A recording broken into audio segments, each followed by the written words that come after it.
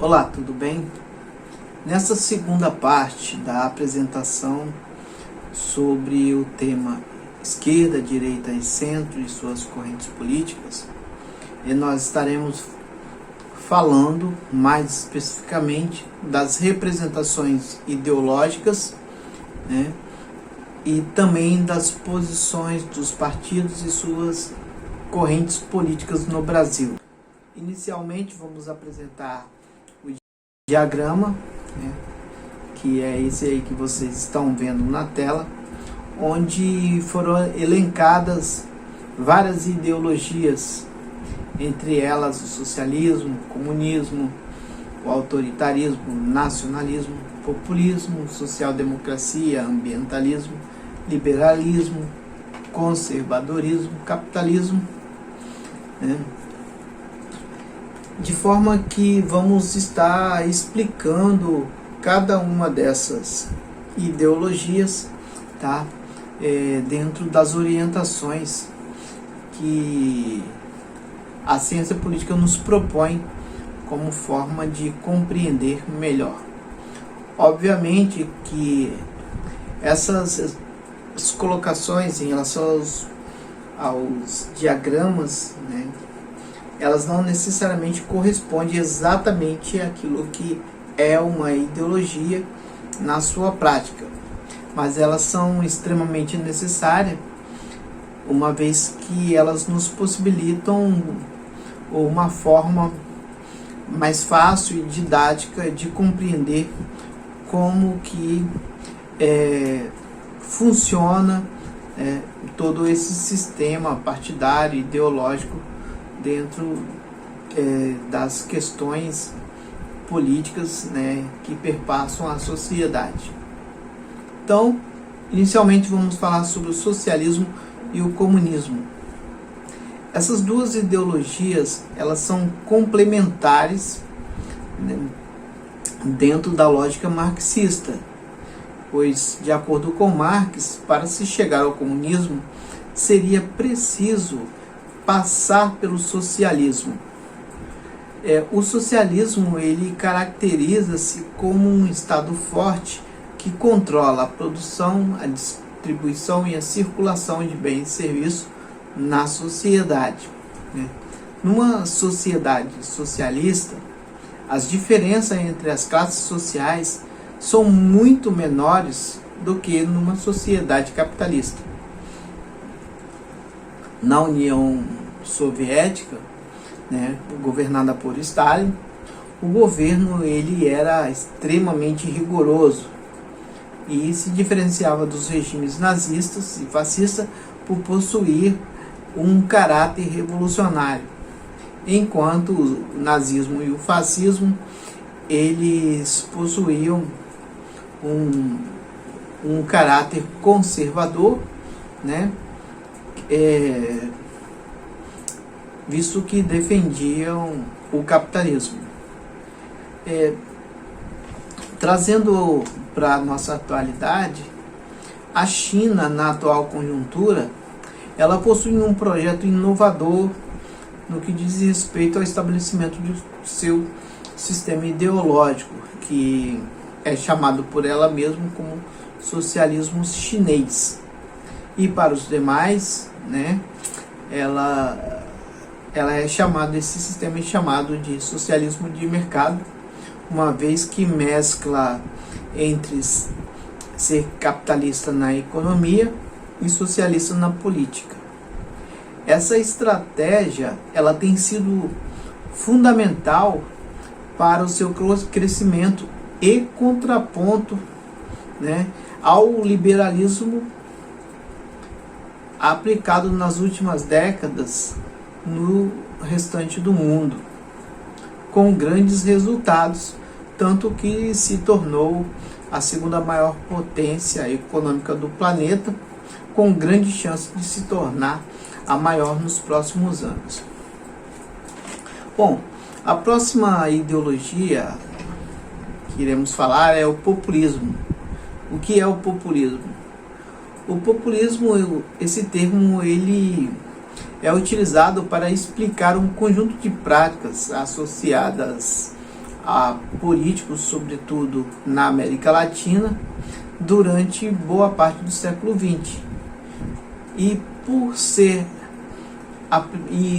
e pode ser aplicado tanto em governos de direita quanto em governos de esquerda. É o caso de Salvador Allende no Chile, Juan Perón na Argentina. No caso do Brasil, essa expressão ela é utilizada como forma de explicar as características dos governantes no período entre 1930 a 1964, um período que ficou conhecido como República Populista. De acordo com a definição clássica desse termo, Getúlio Vargas, Juscelino Kubitschek, Jânio Quadros e João Goulart foram exemplos práticos de políticos populistas no Brasil. A social-democracia. Essa ideologia ela aceita o capitalismo, né, e busca mitigar os efeitos desse sistema considerado adverso por meio da política. Para isso, utiliza-se de intervenções econômicas e sociais, né, a fim de promover reformas parciais dentro do sistema, ao invés de substituí-lo por inteiro. Este é um pensamento estratégico político atrelado à centro-esquerda. Seus principais valores são a igualdade e a liberdade.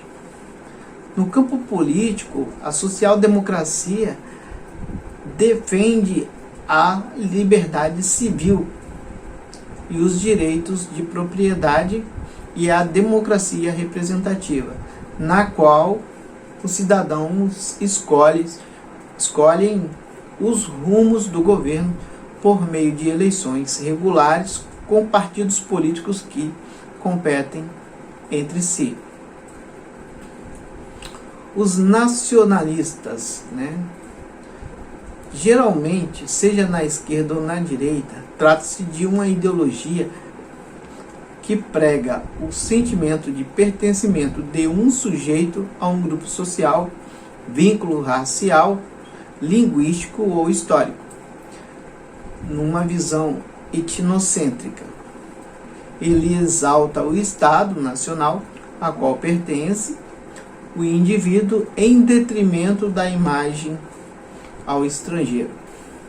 O nacionalismo surge como tese ideológica após a Revolução Francesa. Em estrito sentido, seria um sentimento de valorização nacional marcado pela aproximação e a identificação de uma nação. No século XX, essa ideologia ela ganha mais força, fomentando a formação dos estados nacionais na Europa, entre eles a Alemanha, a Itália e a própria União Soviética, com regimes ou sistemas ideológicos diferentes. Atualmente, mesmo que a globalização e o neoliberalismo sejam ideologias muito influentes e nocivas ao nacionalismo, isso porque quebra várias barreiras protecionistas, as disputas territoriais e econômicas não são necessariamente vetores de conflitos físicos como antes. O sentimento de pertencimento a um povo, a um Estado, a uma nação, tem gerado diferentes formas de manifestações sociais e políticas. Por exemplo, quando governos implementam políticas que valorizam ou subsidiam empresas nacionais, ou a sua cultura, ou quando imigrantes retornam às suas origens e investem em seu país, como forma de valorização da sua identidade nacional. Nós estamos falando da mesma coisa, que é o sentimento de nacionalidade, o sentimento nacionalista, influenciados nazismo, fascismo e stalinismo, entre outros. Bom, o autoritarismo. O autoritarismo trata-se de um regime político que se contrapõe à democracia. Então isso tem que ficar bem claro, né, que está associado a outros conceitos como o totalitarismo e a ditadura, propriamente dita. Na concepção moderna de Hobbes, o autoritarismo busca diminuir a racionalidade entre os indivíduos que compõem a sociedade. A ideia é levá-los a um quadro de alienação e submissão cega às doutrinas do Estado. Nesse sentido, é muito comum regimes autoritários negarem concepções políticas associadas aos direitos humanos. E para que se obtenha sucesso no emprego destes princípios, muitas vezes apela-se para a supressão da participação popular na vida pública, a imposição da obediência incondicional e a utilização de medidas coercitivas, com o objetivo de instaurar um ambiente de medo e de controle ordenado. Esses são apenas alguns dos instrumentos coercitivos muito comuns em regimes autoritários. Bom, uma dica que eu gostaria de deixar é que assistam o filme A Onda, que fala sobre governos autocráticos. Nicht mal was? Morgen. Was versteht man unter autokratischen Staatsformen? Diktatur vielleicht? Ich bin also der Meinung, dass eine Diktatur in Deutschland nicht mehr möglich wäre, ja? Auf keinen Fall, dazu sind wir viel zu aufgeschlossen. So, und jetzt im Gleichschritt. Spürt ihr das? Das ist die Kraft der Gemeinschaft. Aber ich glaube, du hast die ganze Sache nicht mehr unter Kontrolle. Überhaupt nicht mehr. Was hast du eigentlich gegen die Bälle? Mensch, Marco, mach doch mal die Augen auf. Die Welle entwickelt sich zu einer echt komischen Sache. Ambientalismo. O ambientalismo ele surge a partir da Segunda Guerra Mundial, com o lançamento de bombas atômicas sobre Hiroshima e Nagasaki pelos Estados Unidos e seu poder de destruição. Ademais, também podemos citar as observações que passaram a ser cada vez mais objetos de ciência, né, como o derretimento das calotas polares, né, o aquecimento global, o desmatamento, o aumento do incentivo de pesticidas nas lavouras, entre tantas outras coisas, né, que de alguma forma degradam o meio ambiente. A partir daí, movimentos ambientalistas passaram a lutar e defender, né, promovendo agendas ambientais com pautas políticas nesse sentido relevantes. Surgiram vários líderes que criaram partidos políticos, ONGs, com esta bandeira. Na Europa, os partidos políticos que em geral defendem essas causas são denominados de partidos melancia, ou seja, verdes por fora e vermelhos por dentro, definindo seu espectro político à esquerda. No Brasil, o Partido Verde ele é um partido que surgiu no cenário político da década de 80, baseado nas tendências ambientais, tendo entre seus principais articuladores artistas, intelectuais, ativistas, ecologistas, entre outros.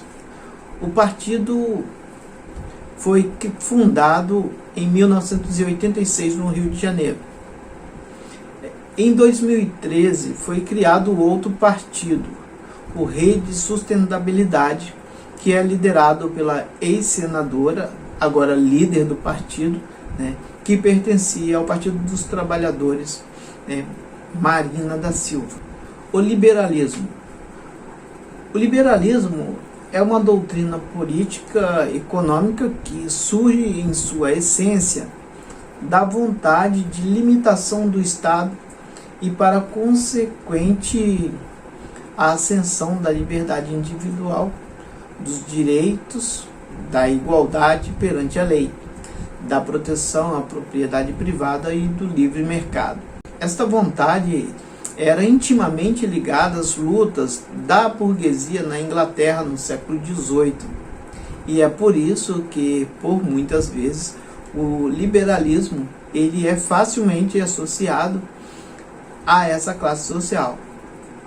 Para o liberalismo, portanto, o Estado mínimo é necessário para que se possa garantir suas bandeiras, direitos e privilégios. Para os liberais, o mercado é considerado o grande provedor e regulador da sociedade. O liberalismo ele pode ser visto por três enfoques diferentes: político ou econômico, ou um ou o outro, ou os dois simultaneamente. Assim como também uma terceira corrente é o próprio pensamento liberal, né, que pode abranger os dois primeiros ou apenas um. O conservadorismo ele é o pensamento político que defende a estabilidade e a manutenção das instituições sociais tradicionais, como a família, a comunidade, a religião, além dos usos e costumes, as tradições, as convenções, opondo-se a qualquer tipo de movimento revolucionário e políticas progressistas. Mas é importante entender que o conservadorismo não é um conjunto de ideias definidas, pois os valores conservadores eles variam enormemente de acordo com os lugares, o tempo e a sociedade. Por exemplo, os conservadores chineses, indianos, russos, africanos, latino-americanos e europeus podem defender conjunto de ideias e valores bastante diferentes, mas que estão sempre de acordo com as tradições de suas respectivas sociedades. Neste sentido, um socialista ou um liberal pode ser um conservador, pois deseja manter-se no poder e almeja a continuação dos seus direitos e privilégios. Um revolucionário ele torna-se um conservador a partir do sucesso da sua revolução. É o caso dos burgueses, que eram revolucionários até conquistar o poder na Revolução Francesa do século XVIII, mas hoje são conservadores a fim de garantir os seus direitos e os seus privilégios. Para o conservador, a política ela é a arte do possível e não um meio para se chegar a uma sociedade utópica. Os conservadores liberais às vezes se confundem, mas também se divergem. Um grupo pode ser conservador nos costumes e liberal na economia. Então, essas são algumas das discordâncias ou separações que estão dentro do mesmo grupo, que não se une por inteiro, embora se identifique com os mesmos princípios, que é anarquismo. A palavra anarquismo, ela deriva da palavra anarquia, né? A palavra de origem grega, cuja corrente de pensamento é uma teoria ideológica e política, né, que não acredita em nenhuma forma de dominação, inclusive do Estado sobre a população, ou de hierarquia que prega a cultura da autogestão da coletividade, né? Então, os anarquistas, ele prega que a sociedade ela deve se autogerir, né? Alguns dos valores anarquistas. Antes, é importante lembrar que os anarquistas, historicamente, estavam muito mais associados aos comunistas, na medida em que eles se identificavam com alguns dos seus princípios, como, por exemplo, as questões da coletividade, questão da diminuição das desigualdades, mas vai chegar um momento em que, ao ver a ênfase tanto do socialismo quanto do comunismo, particularmente do socialismo, na manutenção do Estado e o seu fortalecimento, eles acabam se divergindo, tá? Mas entre os principais valores que estão ligados a essa ideologia, o anarquismo, temos a liberdade individual e coletiva, né, para o desenvolvimento do pensamento crítico, né, de todas as capacidades individuais das pessoas. Isso significa que uma sociedade anárquica, ela exigiria que esses indivíduos eles tivessem uma educação muito eficiente, suficiente ao ponto de torná-los independentes, para que a condição de cidadão e o exercício da cidadania, ligado aos seus dois principais elementos, que o cumprimento das suas obrigações e responsabilidades, e assim como a exigência dos seus direitos, elas pudessem ser efetivadas. Então, uma sociedade anárquica é, de certa forma, muito utópica, particularmente nos tempos de hoje. Outro ponto, outro valor importante também, que não pode ser esquecido, é a questão da igualdade, né, em termos econômicos, políticos e sociais, valor que inclui questões de cor, gênero e raça, entre outras coisas, né? Então, a sociedade ocidental, ela vem criando um sentimento, né, uniformizado, né, no tecido social como um todo, onde prega a individualidade, o consumismo, o orgulho, né, o que não condiz com a igualdade, né. Outro valor é a solidariedade. A teoria anarquista, ela só tem sentido se houver entre as pessoas apoio mútuo, com a colaboração do espírito de igualdade.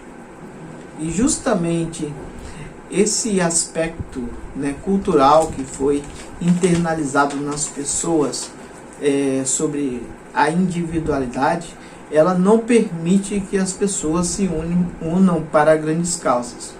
Haja vista a própria pandemia, né, onde as pessoas, elas, em grande parte, elas tendem a pensar muito mais em si mesmo do que no próximo, mesmo diante de uma grande tragédia sanitária que assola o mundo como um todo. O anarquismo critica principalmente a exploração econômica do sistema capitalista e que o chama de dominação político-burocrática e coação física do Estado. Os anarquistas, eles não buscam uma revolução política, mas uma revolução social que parta da maioria da população, dos trabalhadores, da classe, que sofre alguma forma de dominação. Sua ideia principal é a horizontalidade, né? Então, como podemos observar, a horizontalidade também é uma característica do comunismo, né? Porém, dentro de uma outra perspectiva. Um território que não exista Estado, nem hierarquia, mas que a população faça a autogestão da vida coletiva. E para terminar a nossa exposição sobre as representações ideológicas, né, vamos falar sobre o capitalismo brevemente. O capitalismo é um sistema político baseado na acumulação do capital através da exploração do trabalho, cujo objetivo é o lucro. A desigualdade também é parte estrutural e ideológica desse sistema. Suas principais características são o trabalho assalariado, o lucro, as classes sociais, a propriedade privada. Trata-se de um sistema político e econômico hegemônico no mundo, que apesar do seu domínio, causou e causa mais desigualdade que riqueza, ao contrário do que se pensa, né, dentro do senso comum. Isso pode ser observado na tela que está sendo apresentada. Ademais, de acordo com os críticos, o consumismo desenfreado está prejudicando seriamente o meio ambiente, o planeta e também o próprio ser humano. Continuaremos no próximo vídeo. Aguardo você até lá. Um abraço. Até mais.